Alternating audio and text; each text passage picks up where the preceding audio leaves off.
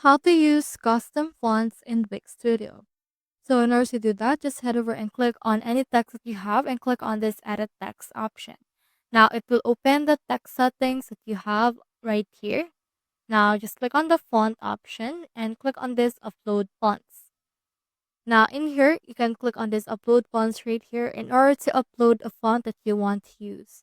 So you can actually find the TTF right here. Just choose the TTF and click on open, and then it will be added right here.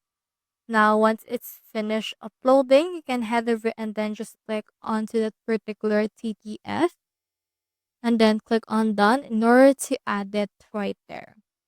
Now I already added right here that communicate, so I'll just close this up, and communicate is actually now already added right here.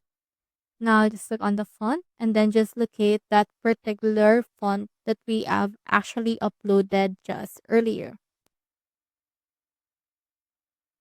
Now just look for it right here and you can head over and then use it to your liking. Here's communicate